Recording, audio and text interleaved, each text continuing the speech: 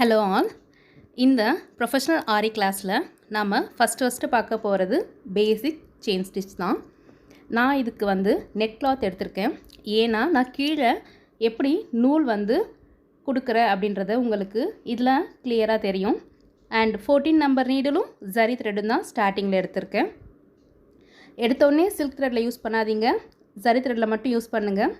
First எப்படி thread hold பண்ணுறதுன்னு பார்க்கலாம். உங்களுடைய மிடில் ஃபிங்கர்லேயும் உங்களுடைய தம்ப்லேயும் பிடிச்சிக்கிட்டு உங்களுடைய ஆள்காட்டி விரல் மூலமாக கீழேருந்து கொண்டு வரணும். நல்லா பாருங்கள். நடு விரல்லையும் கட்டை விரல்லையும் ஒரு நூலை பிடிச்சிக்கிட்டு ஆள்காட்டி விரல்லேருந்து கீழேருந்து இப்படி கொண்டு வரணும். இதுதான் த்ரெட் ஹோல்டிங். இந்த ஃபஸ்ட்டு மேலே இருக்கிற நூலை யூஸ் பண்ணாதீங்க, இந்த மாதிரி பிடிச்சி இழுக்காதீங்க. எப்போவுமே நம்ம கீழே இந்த மாதிரி கீழே இருக்கிற நூல் தான் எடுக்கணும். ஸோ நீங்கள் ஹோல்ட் பண்ணுறது பார்த்திங்கன்னா இந்த அளவுக்கு லூஸாக தான் இருக்கணும், ரொம்ப டைட்டாக ஹோல்ட் பண்ணவே கூடாது. பாருங்கள், லூஸாக பிடிக்கும்போது மேலே வருது. நீங்கள் நல்லா டைட்டாக பிடிச்சிக்கிட்டிங்கன்னா கட்டை விரலில் மேலே இழுக்கும்போது நூல் வராது. அண்ட் ஒரு முடிச்சு போட்டுக்கோங்க. சில்க் த்ரெட்டில் முடிச்சு போடுறது ஈஸியாக இருக்கும், ஆனால் ஜரி த்ரெட்டில் முடிச்சு போடுறது கொஞ்சம் கஷ்டமாக இருக்கும். ஸோ இந்த மாதிரி ஒரு லூப் ஃபார்ம் பண்ணிவிட்டு பாருங்கள், இந்த மாதிரி ஒரு லூப் ஃபார்ம் பண்ணிக்கோங்க. லூப் ஃபார்ம் பண்ணிவிட்டு ஸோ கீழே இருக்கிற எல்லா நூலையுமே பிடிச்சி ஒரு முடிச்சு போடுங்க. அப்போ உங்களுக்கு நல்லா பெரிய முடிச்சா கிடைக்கும், முடிச்சு ஈஸியாகவும் அவிழ்ந்து வராது.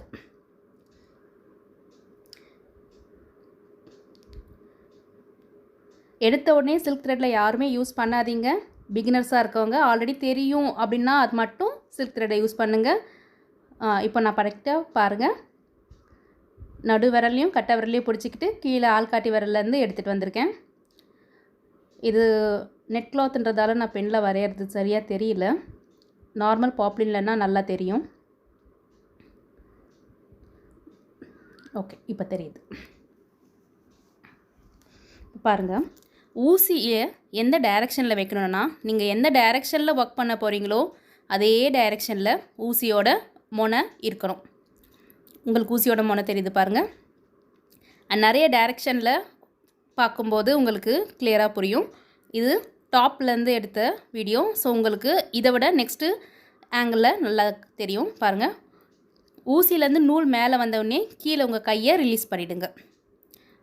அகைன் நான் சொல்கிறேன் பாருங்கள். இப்போது ஹோல்ட் பண்ணுறோம். த்ரெட் ஹோல்ட் பண்ணிவிட்டு கீழேருந்து நீங்கள் த்ரெட்டை மேலே கொண்டு வந்த உடனே அப்படியே பிடிச்சிட்டு இருக்கக்கூடாது. மேலே கொண்டு வந்த உடனே நூலை விட்டுடணும். விட்டுட்டிங்கன்னா முடிச்சு கரெக்டாக துணியில் லாக் ஆகிடும். கீழே லாக் ஆகிருக்கு. இப்போது செயின் ஃபஸ்ட்டு பாருங்கள், நல்லா ஃப்ரீயாக போயிட்டு வர மாதிரி இருக்கும்.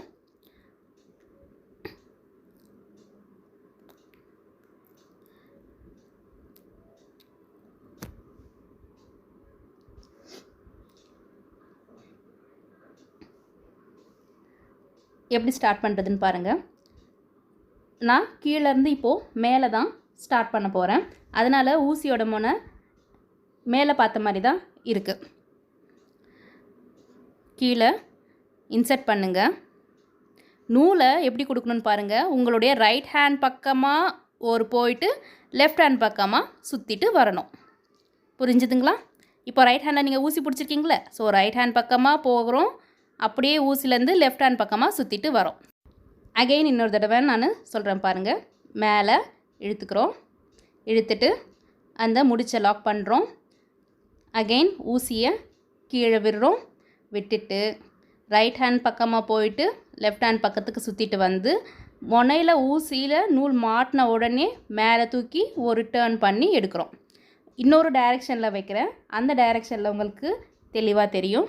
இது எப்படி ஊசியில் மாற்றுறது, அதாவது ரொட்டேட் பண்ணுறதுன்னு மட்டும் பார்த்துக்கோங்க நூலை.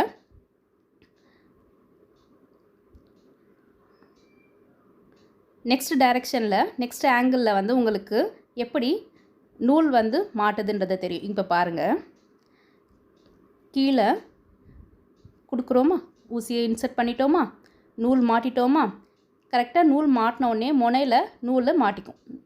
மேலே வரும்போது என்ன பண்ணுங்கள், ஒரு டேர்ன் பண்ணுங்கள். உங்கள் பக்கமாக டேர்ன் பண்ணிவிட்டு அகைன் ஆப்போசிட் டைரெக்ஷனில் பொசிஷனுக்கு கொண்டு வாங்க. நேராக விடுறோம், ஒரு நூல் மாட்டுறோம். நூல் மாட்டிட்டு வெளியே வரும்போது ஒரு பக்கமாக உங்கள் பக்கமாக திருப்பிட்டு ஆப்போசிட்டில் திருப்பணும். நூல் மாட்டிட்டு உங்கள் பக்கமாக திருப்பிட்டு ஆப்போசிட்டில் திருப்பணும். இப்போ பாருங்கள், அகைன் நான் ஸ்லோவாக பண்ணி காட்டுறேன். மேலே வரும்போது உங்கள் பக்கமாக திருப்பணும். அகைன் ஆப்போசிட்டில் ஒரு திருப்பிட்டு தான் நீங்கள் பண்ணணும். நல்லா பிடிச்சி டைட்டாக கீழே நூல் இந்த மாதிரி பிடிச்சி இழுக்காதீங்க. எவ்வளோ அளவுக்கு லூஸாக இருக்குமோ அந்த அளவுக்கு நல்லாவே வரும். ஸோ ஒரு டேர்ன் பண்ணுங்க, இன்னொரு டேர்ன் பண்ணுங்கள். இப்போது நான் வேறு டைரெக்ஷனில் வச்சு காட்டுறேன் பாருங்கள். ஸோ ஊசியை நம்ம இன்சர்ட் பண்ணுறோம். பண்ணிவிட்டு நூல் கீழே கொடுக்குறோம். நூல் வந்து கரெக்டாக அந்த முனையில் மாட்டிட்டு நூல் ஊசி துணி இந்த 3 சேரும்போது கரெக்டாக உங்கள் பக்கமாக டேர்ன் பண்ணிவிட்டு அகெயின் நார்மல் பொசிஷனுக்கே கொண்டு வந்துடணும்.